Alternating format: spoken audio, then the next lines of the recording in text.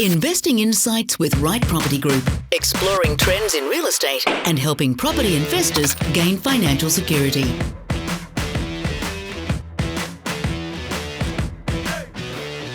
Hello everyone and welcome to Property Investing Insights, the place where you get all of your property information. You know, this is the one without Phil, so you get media stuff, we get real information, not a journalistic approach. Phil, I know you're listening, so here's to you. This episode is very unique in the sense that this was a thought bubble in my head, and the two guests I have here today, I threw this request to them when I was actually doing a review with them last week. And after much cajoling, they did say yes. And I thought it'd be really good to share a journey of a investor that's gone through a couple of cycles, that has gone through the ups and downs of investing, seen the low rates, seen the high rates, seen the repairs, seen the questioning of the portfolio and the aha moments, so that you too can benefit from their journey. And so thank you, Namrata and Vishal. You've been a client of RPG for a little while, and I think I can count myself as your friends. Sure, Victor, and thank you for having us too. Absolutely. So, Vishal, we've interacted a lot in the recent years as the portfolio's matured, and Namrata's been a little bit busy with work. And we could only make the times work where either I was talking to both of you or one of you. And one of the things that I would really want to highlight is investing as a couple, and we'll go down that track in a little while. But first, let's hear about you two, right? Where you from? How did you start? What are your professions? And of course, it's always ladies first. Oh, okay. Didn't expect that. I thought it's always Vishal first for you, Victor. No, it's only because his name starts with a V, so it rolls off the tongue much better, right? So Okay, so I've been married to Vishal since almost 20 years now. We just did our 20th last week. Congratulations. Thank you. And I work with the bank, and I'm business financial assistant, so I provide assistance to people who are at the moment suffering because of the financial situation. So yeah, it's very good, very fulfilling role. And since childhood, I had my dad was a property investor all the time, so I encouraged him to do the same when we got married, and I think our journey began from there. Yeah. So the adage, of course, is true that behind every successful man there's a woman, right? Absolutely. Yes. I think it's always me encouraging him. Come on, invest. And it was really good, Victor, to you. When you came in, he looked for a lot of different buyers agents, and I think you clicked very well with us, with our demands and everything. I think he was the cheapest one. So he says. Yeah, that's always important, right? Yeah, I think the property journey, I think she pushed me along. She was the one who got me into it because she had seen, so this is in India, she had seen her dad do this again and again and again, buying property, buying cheap, and then making living out of it. And she always pushed me. So I think, and then before I met you, Victor, I was just spending too much time in researching. He was so confused. So thank you. Yes, exactly. Yeah. So no, I think, but that's how we all started. I always wanted to, but I was just taking too much time doing my own research. But she was the one who was always pushing me. And even when we started the journey through RPG, when you would present the properties to me, I was confused at many stages, but she was the one who always just said, just do it. Just do it. Don't think too much. Just do it. Yeah. Those were the words. Yeah. So you are the Nike of investing, right? Yes. Just do it. Just do it. So backtrack one, Vishal, profession-wise. Oh, yes. So I work in IT. I've been, when did I come to Australia? Back in 2000 when they had the Sydney Olympics on. As an athlete? I wish I was. No, unfortunately, not an athlete. But yes, so I've been working in IT. I work around Asia Pacific. I travel a bit, but since COVID happened, there's not much travel. But work could take me any part of Australia, Singapore, New Zealand, even in UK. But it's just a normal IT job. It's not very sexy, but it pays the bills. Yep. Yeah. Okay. And you did mention that Namrata had very expensive spending habits, right? So Yes. She still does. Still do. we can say this in jest, but I guess investing actually empowers you to dream bigger and Absolutely. have the goals. And you had the template from your dad in that it actually works, right? Yeah. So Yeah. and now to transfer that template to Vishal and do it as a team, Yeah. that's a big achievement in itself, right? Especially when you get into this information overflow that we have in today's day and age, where you said, Vishal, that you got stuck in analysis, right? Yeah. Oh, absolutely. Desktop research. It's just, I think you get so many opinions out there, and it's very hard to know which one is right. Yeah. But I think when you people like yourself, when you have ears to the ground, you know exactly what's going on every weekend, what's moving, what's not moving, and I think that's the hardest part. Desktop research, people could still get it right, Yeah. but the probability is not in your favor, I just think. But if it's backed by some research and what's happening on the ground level, I think the money spent, that's what I thought, money spent in buyer's agent fees is absolutely worth it. Yeah. So portfolio-wise, what are we sitting at in terms of, whilst we don't want to dwell in number of properties, I think it's important for the listeners to understand that you are a very successful investor, having gone through a journey. So Yeah. what are we talking in terms of approximate numbers? And the number of properties? Look, I've floated a couple of them because I just thought, Because of our situation as well, Yeah, we were building a house, so we wanted some cash. Yeah. absolutely. Now we've done that, so Yeah. now this we can breathe more Yeah. freely now. But I think across all the entities, we might be sitting at 10 right now. Okay. Yeah. But there was never a plan in regards to absolute number, the number of properties we want to have. It's just that keep going until you think it's time to stop, Yeah. which we did a few years ago, and now.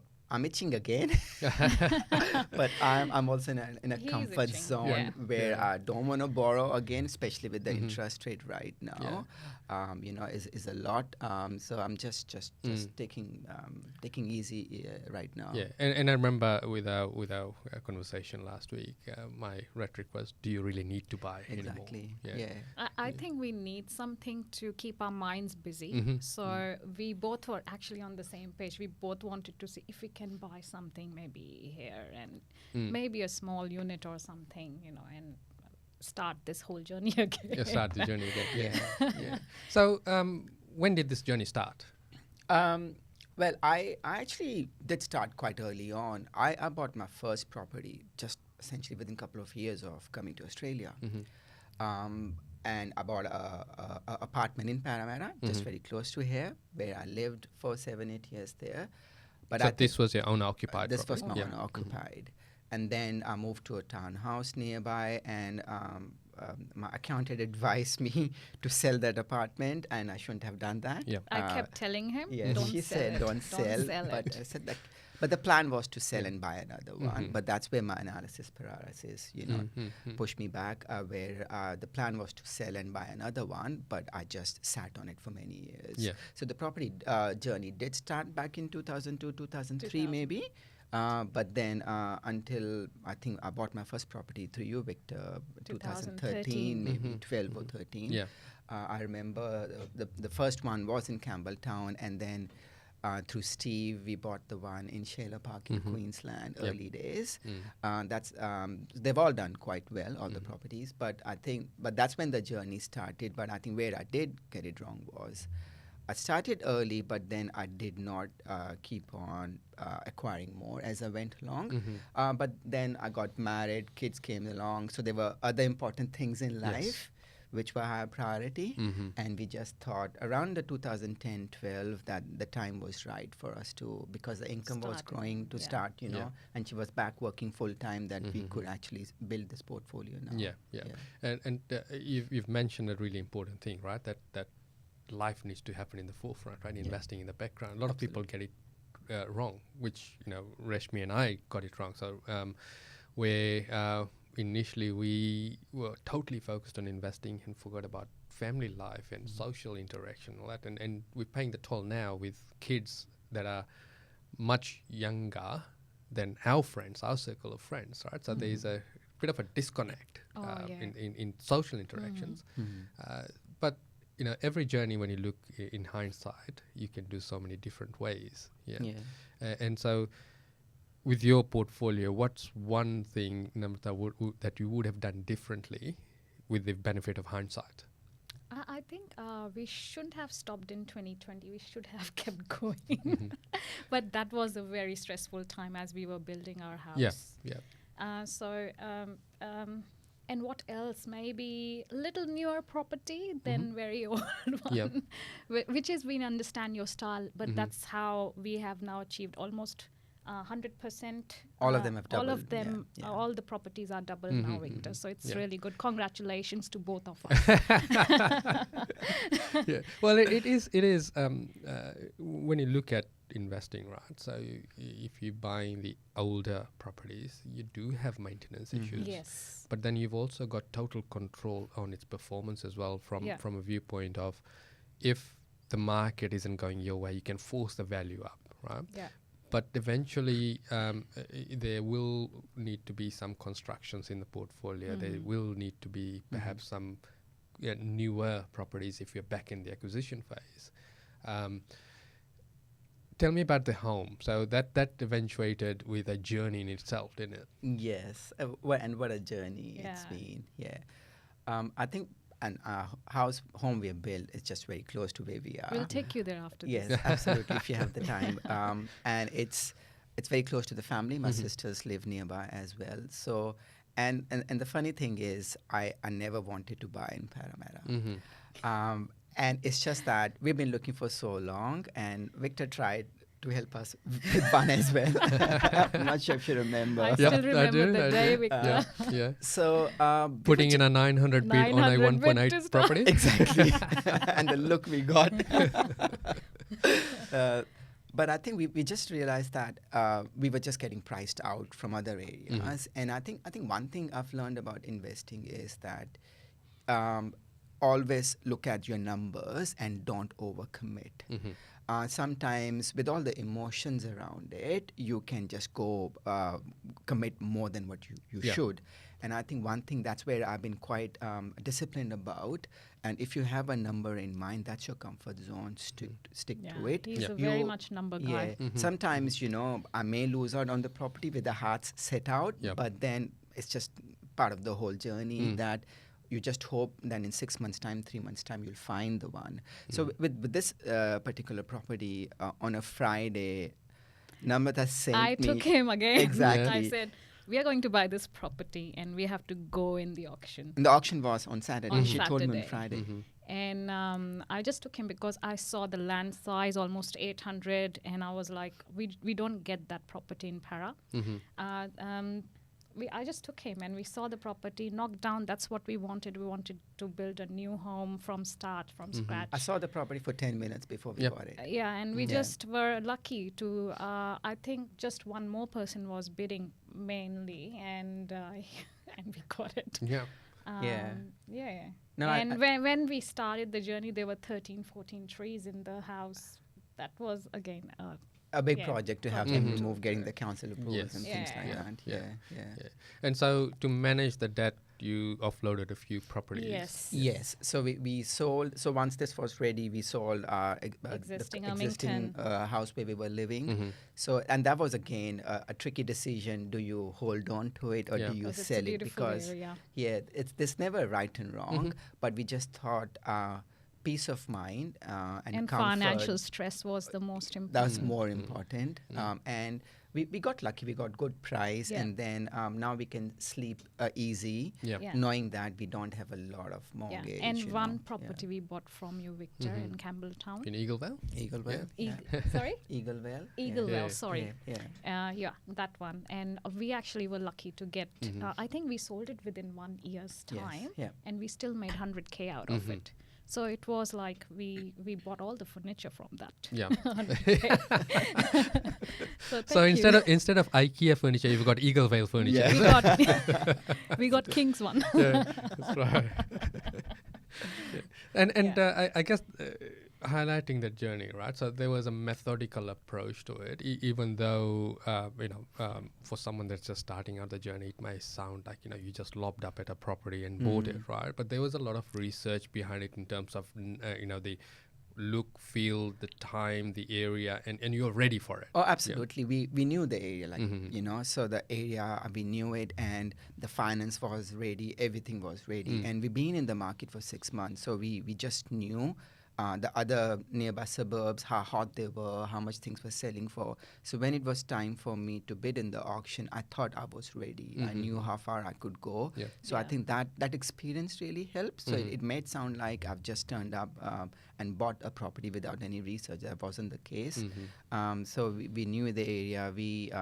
I think the only thing we may have messed up a little bit was there was a bit of a slopey block. Yep. So we had We to did not realize that. elevate the actually. house a little bit. Yeah. That was the only, I think, the gotcha moment from that. And the bill was also interesting, but it's an enjoyable journey. It's quite funny. It was quite stressful while we were doing this, but just yesterday she said, I want to do it again.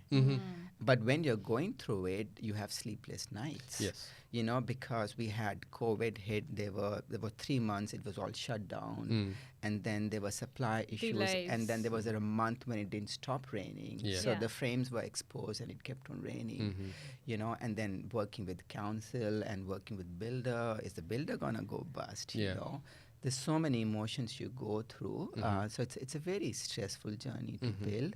But we're glad we did it. And I'm not ready for another one. You might be, but I'm not. Yeah. And with the investment portfolio, which supports obviously where you are today, you've obviously got properties in different entities. Yeah. So you've got properties in trust, personal names. Super. Yep. Okay. Yeah. So let's talk about the super then. How did we get started in the super, and what's the status now? And have we sold down any in the meantime? Yes, so we did sell one in Perth in SMSF, and we still have 2. And all the properties across the portfolio, it's a good problem to have. They're all positively cash flowed now, so... But they were not positive to begin with. No, right? they were not. Yeah. They were not. But since the properties we picked for SMS were the ones where they're not meant to be overly negative as well. So I think we picked the right properties. Yep. And one of the things, whenever I've done a market appraisal, the very first thing I hear from these agents is, gee, you've bought well. So credit to you, Victor. At the time when we were buying, I didn't realize I was buying at the right price. But you just have to have a leap of faith that what an expert is telling you, just trust that. But that's one of the things I hear from all my market appraisals is that they tell me, you bought at the right time at the right price. So SMSF, we have a couple. As I was talking to you last week, I do itch to buy another one, but again, depending on which side of the bed I wake up, sometimes I say, nah, I'm just easy, just relax. Yeah. Sometimes, no, I want to do it. And this is the crucial part in the investing journey, right? Sometimes people don't know when to stop, right? Whereas you're in a position where you know that you don't have to do anything else, but you're saying, okay, I've got a choice here now, right? So, and you're not buying anything silly, and making sure that we're still in line with the original goal, which is income replacement down the track. Absolutely. Yeah. We know in the back of our head the property price are going to increase in any way, so it's better not to touch them and just sit on them. And Don't think of something that's not broken. Yes, Exactly. Right? correct. So, Exactly. Yeah. Yeah. And so with the super properties, you mentioned that you sold down Perth, right? And we've invested in at least 2 cycles in this investing journey. Yeah. And from memory, one of the super properties is in Melbourne as well, right? There are few in Melbourne. yes, there's one in Melbourne, the Karaya one Yep. in Geelong. Yeah. And that's gone through its journey because it's gone Yes. through its ups and downs, Yes. and that's an interesting market in itself because it has cycles very similar to Sydney in terms of its growth phases, where you get times where you sort of question whether it is the right decision or not because it doesn't do anything. Then it wakes up all of a sudden and then has a growth spurt, and then shuts down again, right? Yes. Yeah. Whereas the different markets, so Queensland would be more your consistent growth over the years. And Queensland is an interesting one because we went there early, like 2013 was the first purchase, and that was, it took a long time before it finally started to do Yeah. something. Queensland was just sitting there doing nothing for a long Yeah. time. It's been the last 3-4 years where it's just gone crazy. It's done the catch-up growth. Absolutely. Like people didn't want to go to Logan. Mm-hmm. And now I still read it on the mainstream media. They are now asking people to buy in Logan. Yes. That was 10 years ago, mate. Yeah. You know?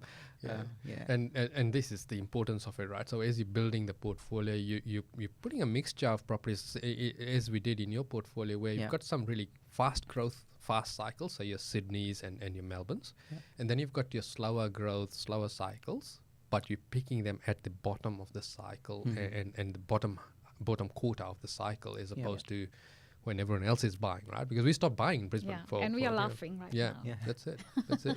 People that buy it today would probably need to wait A long to time. get the results you've got. They'll have to wait a long time. Yeah, I don't want to put a time frame to it in terms of number of years. Yeah. But if you look at historical cycles, Queensland, when we bought, it was pretty much at this bottom of the cycle. It's got a 7 to 11 year cycle, right, from the bottom of the market to the next peak. Whereas Sydney's got 3 to 5 years. Yeah. Right? It's a much faster moving market, but we're paying via cash flow over here to hold a faster growth property. Whereas in a slower market, usually the rentals are higher, the yields are The yields higher. are higher. Yeah. Yeah.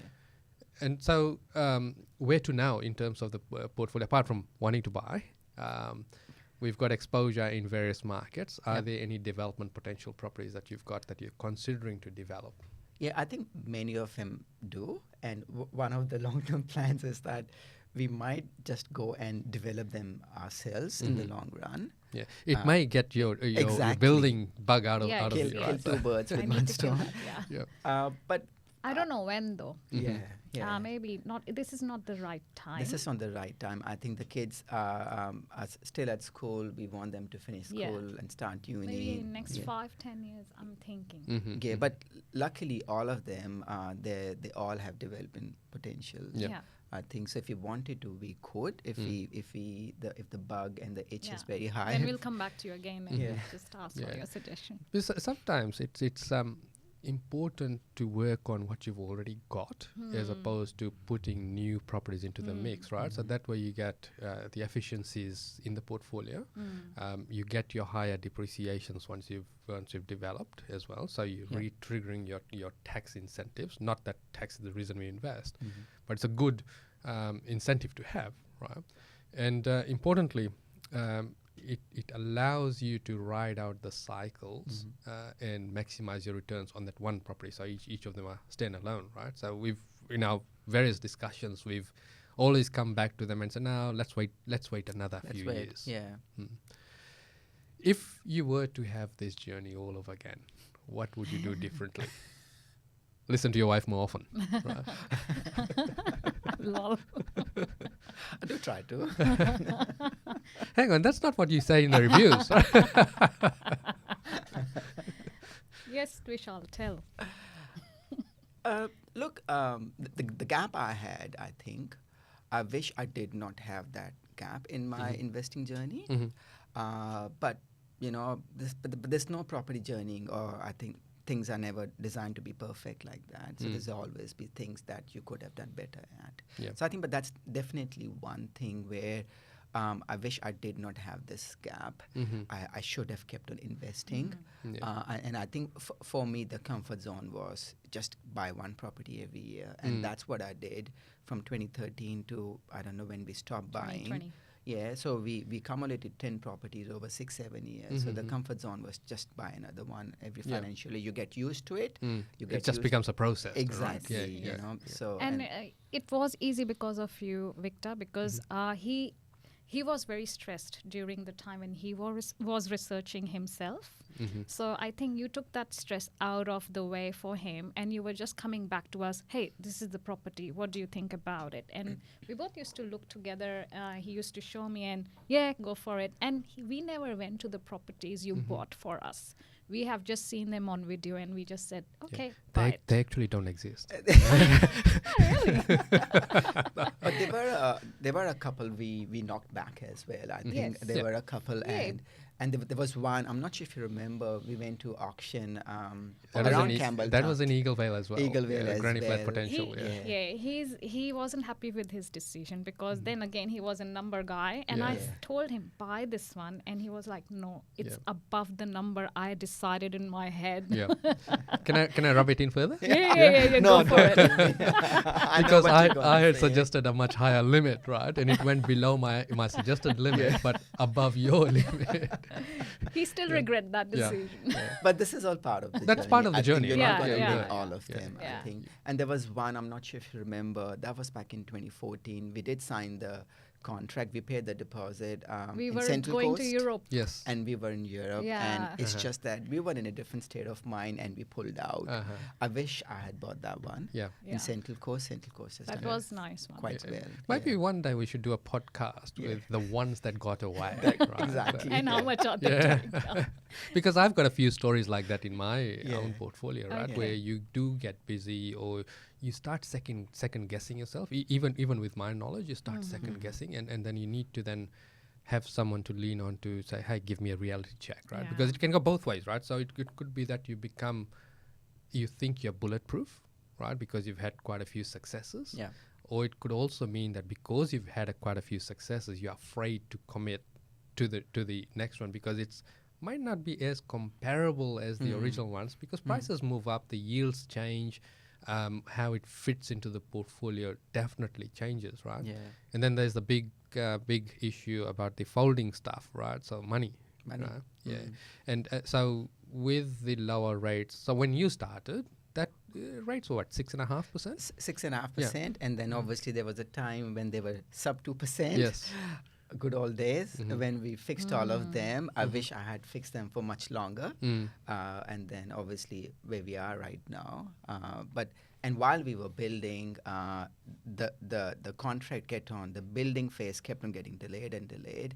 And that's when the interest rates went from 2% to yeah. 6-8%. That's where we felt the stress, and maybe that Yes. was the reason we stopped investing as well because of the interest rate. Yeah, Yeah, yeah. yeah. Because there is a little bit of an uncertainty, right? Uncertainty because you've got a few moving parts, right? You've got kids at school. You're building in a bad climate because Yeah. builders were going bust, Yeah. lockdowns, all that sort of stuff, right? And then you're also trying to sell your home as well. Yes. Yeah. So there's that emotional side Yeah. happening as well. And then because people were spending so much time at home, every investor I know got smashed with repair requests during Oh, that absolutely. time. Yeah. Trades were so hard to find. The builders were struggling. Sometimes we waited a month for a trade to come and do a 5-minute job. That was holding up everything else. Yeah. But they could not find someone to do that 5-minute job. So that was stressful. But I think in hindsight, we were glad the time when we signed the contract with the builder. Yeah, Within that was 1 a good year's time. time, everything shot up. Yeah. We would have paid at least 30% more for what we paid. Mm. So even though we had this stressful journey where things were delayed, but still better than paying 30% more for the same Yeah. build. So Yeah. I think that worked out in our favor as well. Mm. Yeah. That's a really good equity gain as it stands, right? So, Absolutely. yeah. The same Which way. is also a testimony to, when you come back to your portfolio, right? In terms of when you do the development, you always do the development in an upswing market, not a flat or a down market, right? Because then even if there are delays, your end value is much higher than what you started out with. Absolutely. Right? And there is then the safety of that equity gain, so you're not then eroding the equity of the other properties if it goes wrong. Yeah. Yeah, so that just gives us a time frame of when we should be doing Melbourne and when we should be Yes. doing Queensland. So Queensland probably hold off because in my mind, I think Queensland's almost at its peak. Still got quite a bit of steam there. Yeah. But certainly the safety margin and the costs of building today is certainly not justifying, especially when the properties don't need to be developed. Oh, just yet. Yeah. absolutely. I'm still waiting on some repairs that need to be done in Queensland. We're having to wait a couple of months for people to come and give us quotes. Yeah. Issues with roof and leaks, and it's just the property manager waiting 2 months, and we still don't know. Yeah. Everyone is. Yeah. So how are you keeping abreast with all of these moving parts with the portfolio in terms of repairs and what's been done? And sometimes property managers come back and ask for the same thing. Yeah. Look, I try and one thing I've learned is act to them as soon as you know there is a problem. Don't delay it because it becomes a bigger problem. And some property managers are better than others. Some will just be very proactive, get it done. They will keep sending me follow-up emails so that I get it done. We get the we get all the codes and we order all the repairs. Some of them are not as good as others. So that's another thing I've learned is you need to pick the right property managers. It's very important to have those self-driven property managers who understand your property, they know your property, the issues with it.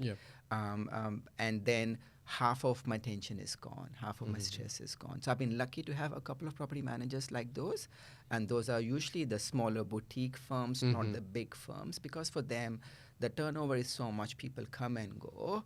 For them, it's just this younger staff, they come, it's just a number. They've got no idea what the property is doing. They've never seen the property. They just want to send a trade. Here comes the invoice, pay the invoice. So they just become a conduit. Exactly. Yeah. So I think they just pass on the headache to you, and you just have to say, okay, get it done, without really understand. Sometimes the same issue does come up. Then since I don't have hundreds of properties like yourself, Victor, I still remember the issues. I've seen this before. I know there was an issue with the loose tiles in the bathroom a couple of months ago. You know, why is this happening again and again? Can you send someone to fix the root cause of the problem? So I do that.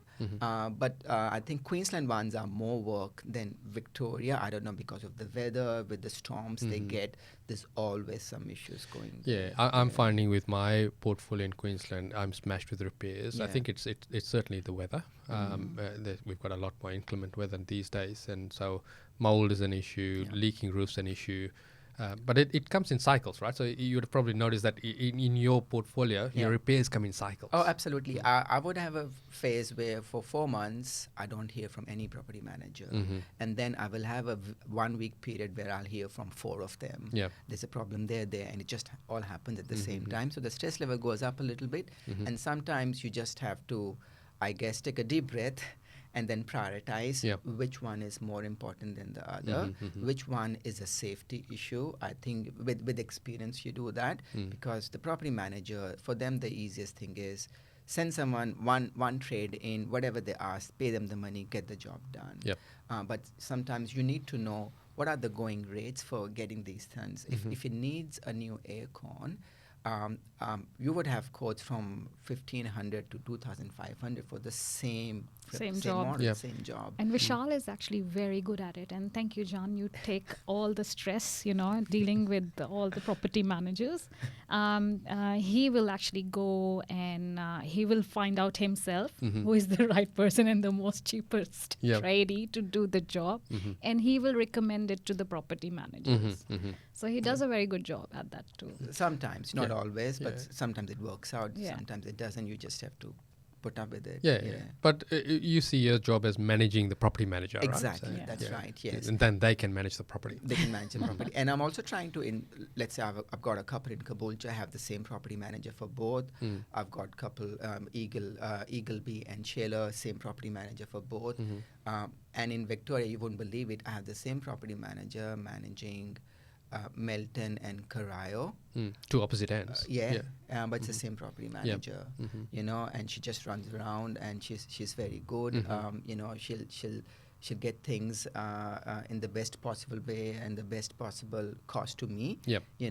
So I think I just like that. It makes a lot of difference Yeah, to property managers. it does. Then you've got a good working relationship with them. Yeah. And look, the advantages and disadvantages of having out of area managers as well. The biggest disadvantage is during the releasing of it. The routine inspections they can always schedule, right? It's just the releasing of it. But in today's day and age and technology, it has become easier and easier. So long as we don't go, in my opinion, we don't go on with online property managers because they may not have the boots on ground. I did try one of those in Okay. Paramera. Yeah. One of the onlines, everything was online, and they had no idea, no knowledge about the area. Interesting, yeah. Absolutely nothing. There were many things which were much easier to manage, but I just realized they don't have the ears to the ground. They have no idea what's going on a weekly basis. So I decided it's better you stick with people who operate in and out of the area on a weekly, daily basis, rather than going with a big name online only. It's just the model doesn't work for me. Yeah, the human interaction is Yeah. far important, Yeah. right? So that's important. Yeah. Absolutely. So with investing, obviously investing is only possible so long as the bank's willing to lend you money, right? And we've seen we started off with relatively high interest rates if we compare to the 2%, but that was normal rates back then. Then we've gone down, then we've gone up above what you started with. How have you managed that journey in terms of lender diversification, and were there any hiatuses in terms of borrowing? Yes, so you eventually hit a point when you can't borrow anymore. And I think when we borrowed What money the for hell? our house, and we were very close to it, so that's why Yeah. we had no choice but to pause. And it's very important to have a good broker. Yep. I think because they know, especially for myself, I'm self-employed, so I'm not PAYG. And usually some banks like ANZ would want back in those days would like to see at least 2 or 3 tax returns. They want to see some history. NAB and CBA were slightly easier back then, so my broker put me into those. I know you had Ross last time. I was dealing with Ross earlier, Yeah. and then obviously Z lately. So it's I think it's very important to have a good broker, and obviously We had a yeah. very good home lender in CBA. and Yeah. CBA, She actually did very, very good job. And I work for CBM as well. So as an employee, I did get the benefits of like good rate as well. So she did look after us. yeah.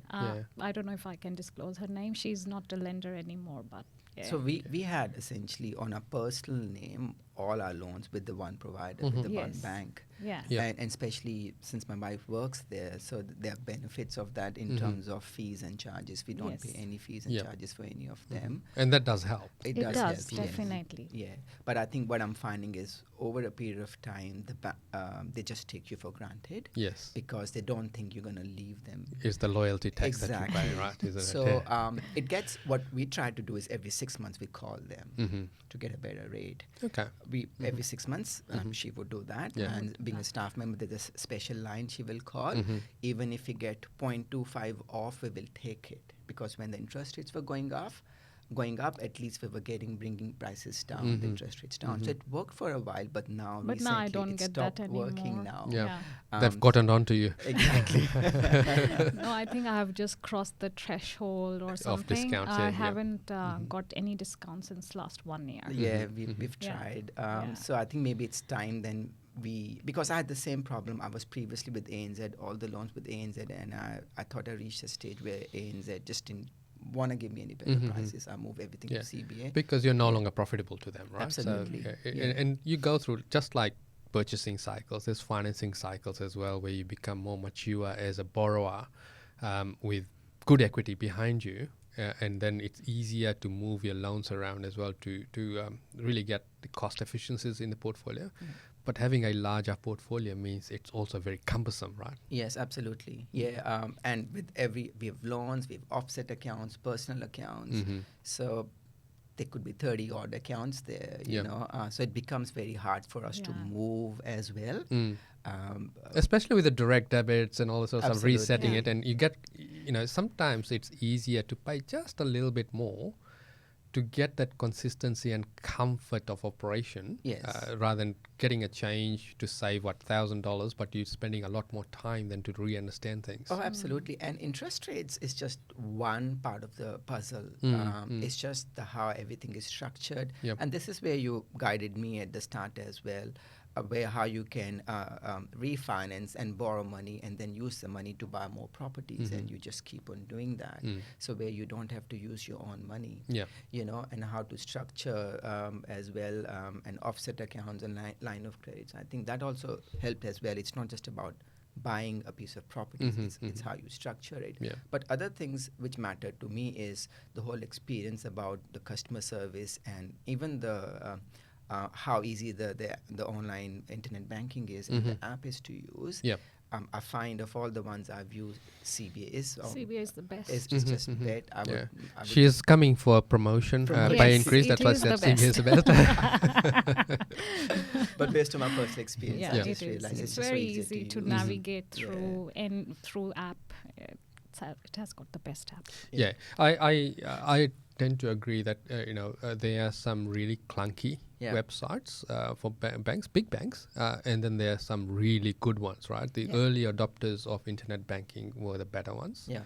But then there are others that they're more commercially minded in the sense of they're more business clients, and also it's a lot more clunky, messier from a retail point of view. And I've got a few of those. And sometimes it just comes back to, okay, who's going to give me the money? I'll grin and bear it. Oh, exactly. Yeah. Sometimes you have to do that, especially in SMSF space where we thought that there's not a lot of choice in terms of who's lending money. Yep. So you just have to accept whatever is available. Not a lot of choice there. Yeah. And so, speaking of SMSF, what led you to sell down the property in Perth?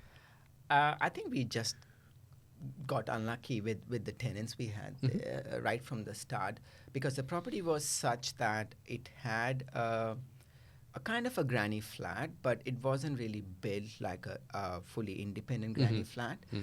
So I had tenants where they had issues with each other. They were fighting, doing damage to the property, not paying.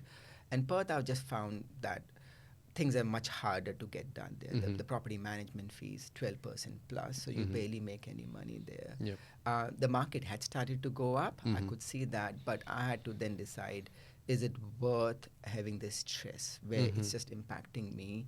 And I think it's just that, and I changed the tenants, but even the next ones were similar. Similar, Yeah. yeah.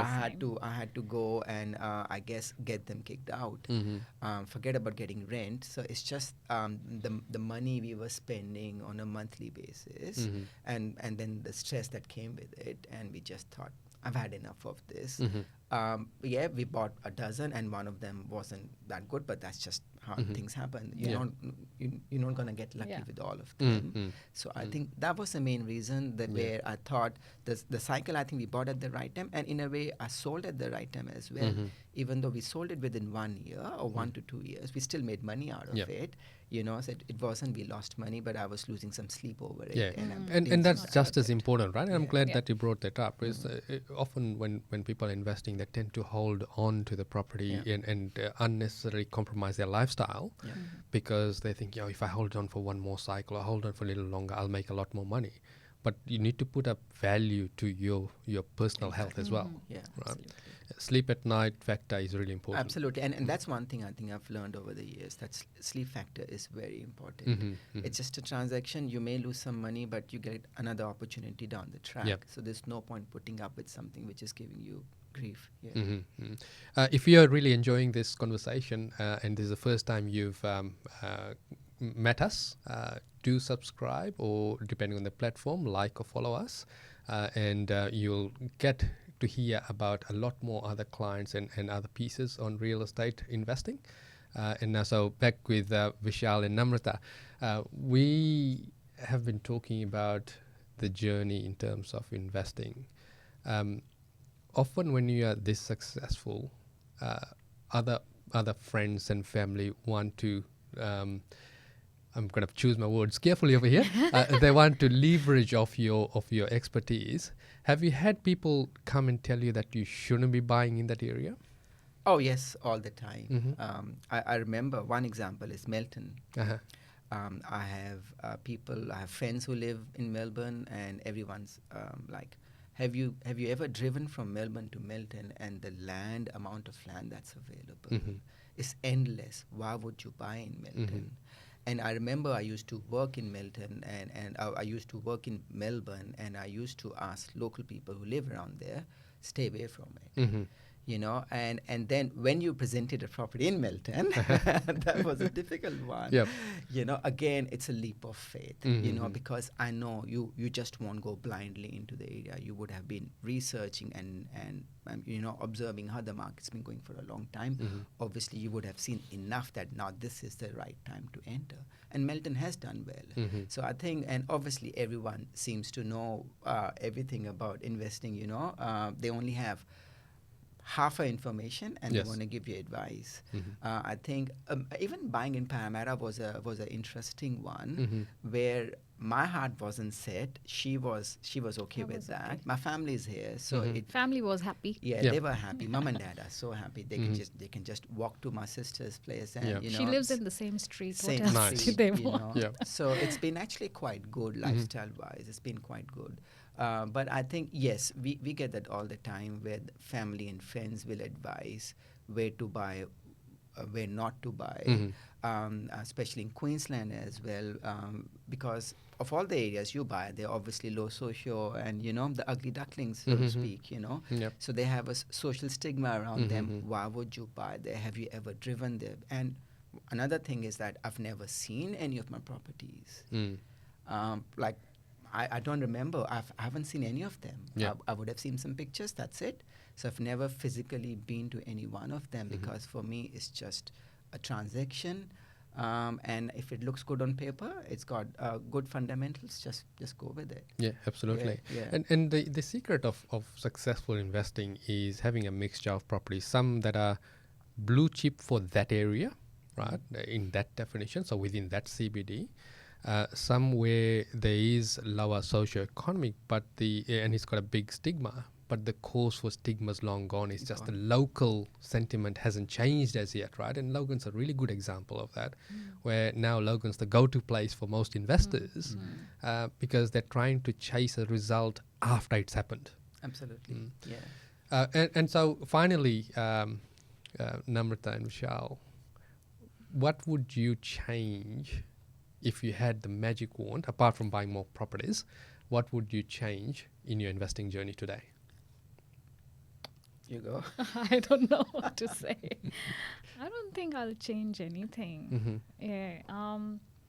As Vishal said, we should have kept once when we sold our Elizabeth property in 2007. We should have started our journey earlier Sooner, at that yeah. time. That's the only thing I can wish for, but we can't change that. No. So yeah, I'm not changing anything. Yeah. Excellent. All good. What about you, Vishal? Look, if I had a magic wand, obviously, I wish I had lesser maintenance issues with all my properties. Yep. They were all perfectly happy tenants, no maintenance issues, but that's not. That's not reality. Exactly. Yeah. So that's not going to happen.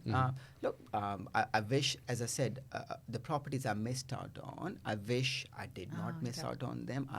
I had those in my portfolio.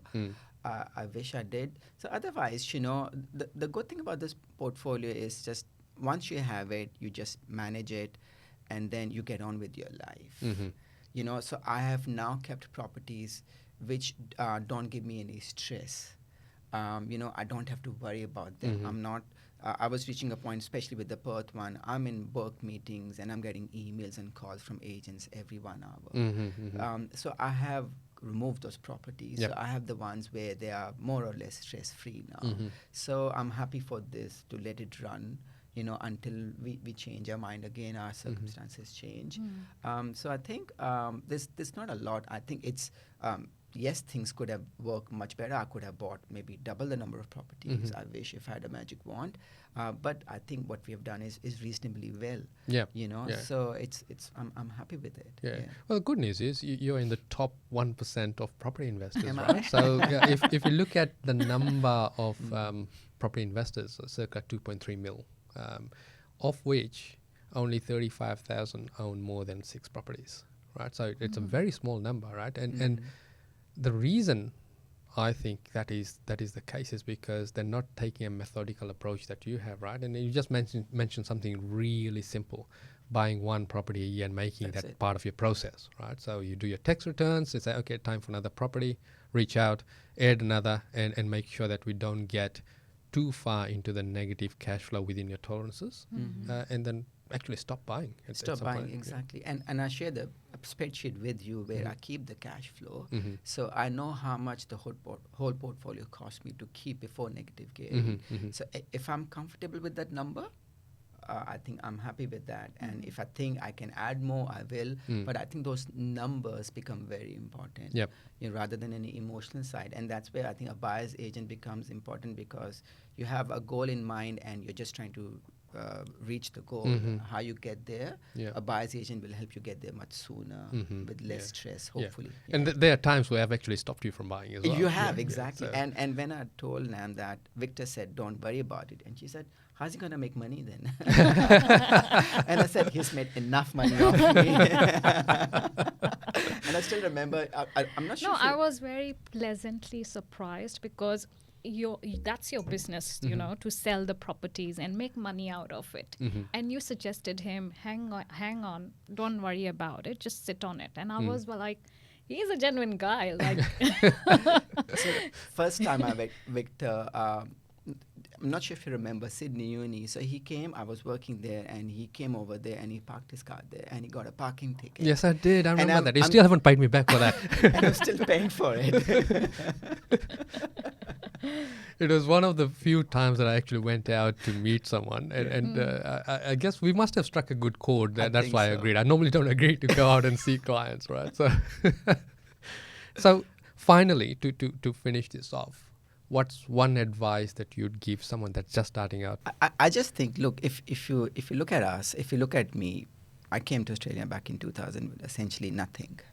So it's not too hard. It's not rocket science. Anyone can do it. You just need to have discipline around it and have a process. Yeah. That's it. If you control your spending, so when I was I finished uni and I had some money saved up and I wanted to buy a car, but the yes. family won't let me buy a car. They said, you fool, don't buy a depreciating asset, buy a property. In hindsight, I wish I had bought the car because my heart was set on it. Yeah. But I think the key is anyone can do it. It's not that hard. You just need to, I guess, have a process and be disciplined around it and do it at your own pace. It's not about the number of properties and where you buy and what you buy. Even if you buy one or two, but I think everyone should have yes. something. Yes. It's not about the number. Yeah. And because the good thing about property is the leveraging, and in 10 years, hopefully everything will be doubling. Yeah, You know, it's it doesn't non-depreciating always. asset, I think, So yeah. I just think start early, and it's not that hard. The reason we are not here, it's not that we've done amazing things. We have normal jobs. It's not that we are surgeons or doctors or anything like that where we are earning, Millions of dollars. Exactly. We're not on those salary packages, salary figures. So I think anyone can do it, but you just need to have a dream and a process and stick to it. Yeah. Yeah, wise words, Yeah. Very because wise. it's when you really look at the journey, right?